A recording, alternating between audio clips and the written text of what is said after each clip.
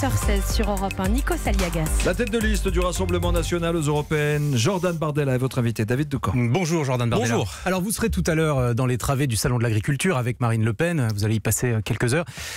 Vous avez fait de l'alimentation, de la bonne alimentation, et notamment avec des circuits locaux, un des thèmes majeurs de votre campagne pour ces élections européennes. Et vous avez affirmé au début du mois de février dans un meeting dans la Manche, je vous cite, « C'est au nom de la libre circulation qu'on autorise en France l'importation de bœuf aux hormones, de saumon transgénique ou encore de poulet lavé au chlore. » Le problème, c'est que c'est inexact parce que ces trois produits sont interdits à l'importation dans l'Union européenne et donc en France. Est-ce que vous maintenez cette affirmation ? Oui, je le maintiens. Ça y est, on est déjà dans la chasse à la fake news au bout de 15 secondes d'émission. Il se trouve que le poulet lavé au chlore était l'une des principales menaces que faisait peser le TAFTA, vous savez, le traité transatlantique dont on avait beaucoup parlé en 2014, qui avait été négocié en catimini par l'Union européenne, bloqué, et on peut s'en féliciter, par Donald Trump.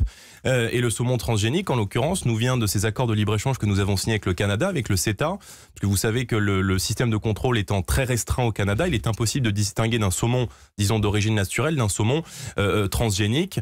Et puis les contrôles sont très faibles au sein même de l'Union européenne. Vous avez vu l'exemple récent de la viande avariée polonaise, rappelant d'ailleurs le scandale il y a quelques années de la viande avariée brésilienne dont on nous avait certifié qu'elle était conforme aux normes européennes. Donc, et on s'est aperçu que la viande était absolument nocive. Donc oui, j'affirme. Ce que je dis, c'est que les traités de libre-échange qu'on négocie avec le monde entier, au-delà de faire de détruire nos emplois et de menacer nos agriculteurs, ces traités, Jordan Bardella, dans notre alimentation, je vais juste terminer, il faut entrer dans notre alimentation tout un tas de cochonneries qui menacent notre sécurité alimentaire et notre sécurité sanitaire. Ces traités ne remettent pas en cause les interdictions d'importation à l'Union européenne. C'est le cas du bœuf aux hormones, du saumon transgénique ou du poulet lavé au chlore. Vous faites une erreur, monsieur Doucan.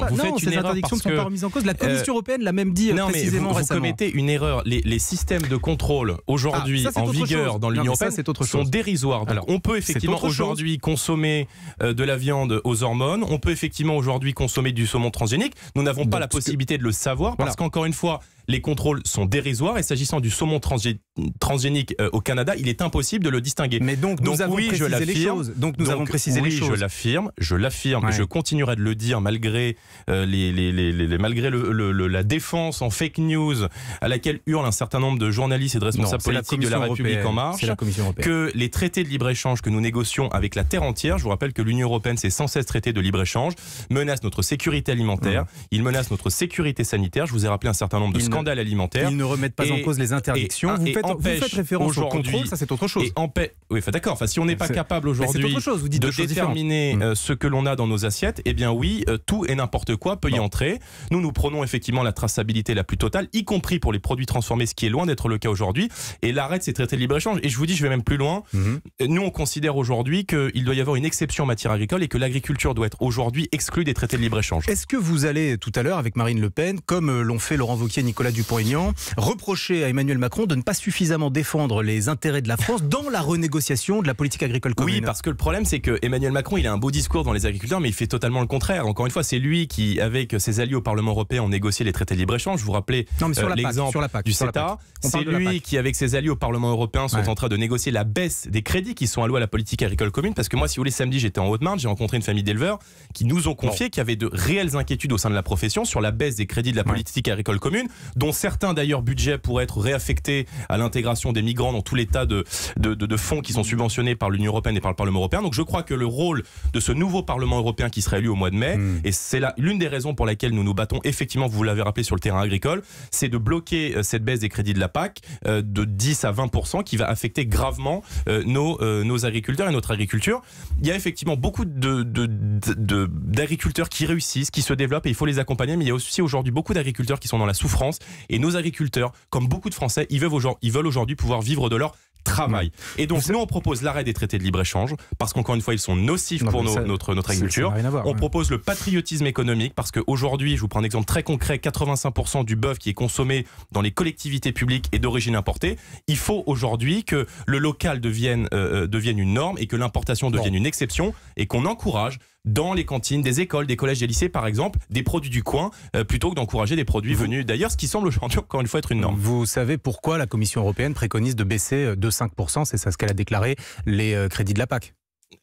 Oui, c'est parce que oui, mais moi je ne suis pas d'accord. Voilà, c'est parce que précisons-le pour nos auditeurs, c'est parce que le départ des Anglais avec le Brexit, c'est 12 milliards d'euros en moins chaque année dans les caisses de l'Union européenne. Sauf qu'on prévoit. Oui, sauf que non, mais si vous voulez, on n'est pas les dindons de la farce. Sauf que vous avez bien vu que la France prévoit d'augmenter sa contribution à l'Union européenne. Donc ça, c'est comme en matière d'impôts. Les Français peuvent se demander où va l'argent, parce que pardon, mais l'argent de la politique agricole commune, il est à qui cet argent? Il est à nous. Oui, combien revient en France chaque année? C'est l'argent qu'on perd cash chaque année. Combien revient en France par la PAC chaque année? 22 milliards d'euros à l'Union européenne, on en récupère 13, on perd 10 milliards d'euros cash, en incluant évidemment le budget de la politique agricole commune. Donc moi je dis, faisons des économies sur l'argent qu'on donne à l'Union européenne et réaffectons cet argent dans nos productions locales pour encourager nos agriculteurs qui, comme beaucoup de Français, ne demandent qu'à vivre de leur travail. Alors la campagne européenne dans laquelle vous êtes lancé, craignez-vous qu'elle puisse être troublée par des influences étrangères, russes par exemple? C'est ce que certains membres du gouvernement disent.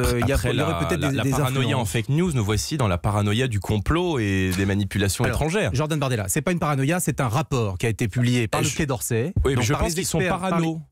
Par les experts du ministère des Affaires étrangères et du ministère des Armées, qui dit qu'il y a eu des influences, notamment sur les réseaux sociaux, pendant la campagne de 2017, et qu'ils craignent que ça se reproduise. Qu'en pensez-vous? Oui, on avait aussi été mis sur écoute par la CIA il y a quelques années sous le quinquennat Hollande, on n'avait pas vraiment entendu la diplomatie française. Bon, je ne crains pas que la campagne soit perturbée par une influence étrangère. Je pense que ces élections européennes, ça va être l'occasion effectivement de débattre du projet européen, et dont l'agriculture fait évidemment partie, parce que je pense que ce sera un sujet essentiel. Mais c'est aussi la première élection du quinquennat. Et donc cette élection, c'est aussi un référendum sur la politique de M. Macron.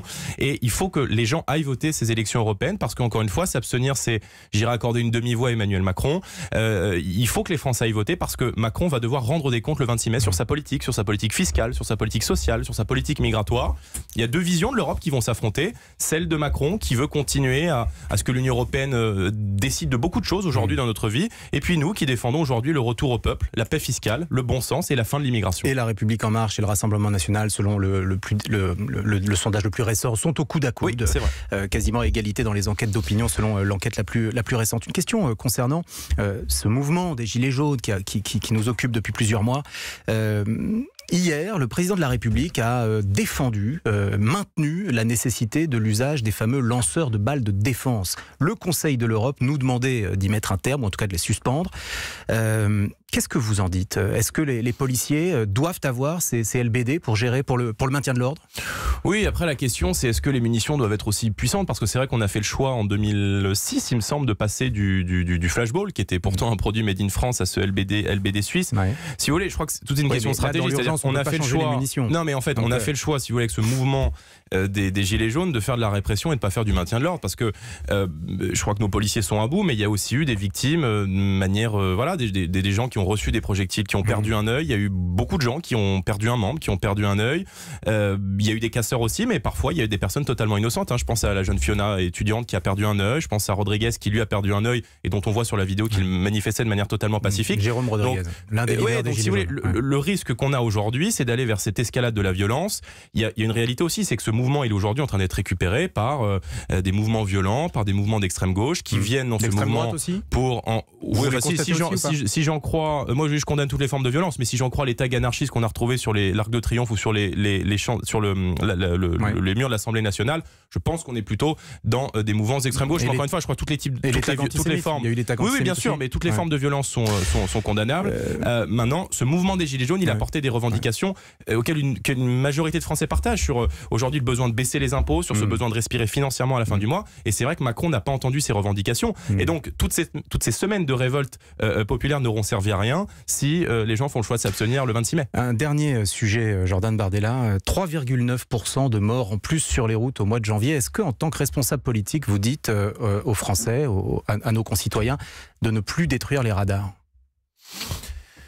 Ouais, si vous voulez, oui, bien sûr. Je pense qu'on peut pas fonctionner dans la dégradation du mobilier, mais si vous voulez, ça pose aussi une réflexion de fond. C'est-à-dire qu'on a fait le choix depuis des années d'avoir une politique en matière de sécurité routière qui était une politique de matraquage fiscal des automobilistes, parce que pas un auditeur qui nous écoute ne va penser qu'un radar est mis dans un endroit dangereux. La plupart des radars sont mis en pleine ligne droite. Les auditeurs qui nous écoutent lisent les rapports de la sécurité routière et savent très bien que les radars ont sauvé des vies. La vitesse est la cause principale de mortalité. Non, je pense que c'est surtout les comportements à risque. Voilà, ce sont les conduites en état de fatigue, ce sont les conduites en état d'ivresse qui posent beaucoup de problèmes. Donc je pense qu'on peut responsabiliser effectivement beaucoup de gens là-dessus. Merci à vous, Jordan Bardella. Je rappelle que vous êtes la tête de liste du Rassemblement national pour les élections européennes. C'était David Doucan pour l'interview politique de la matinale.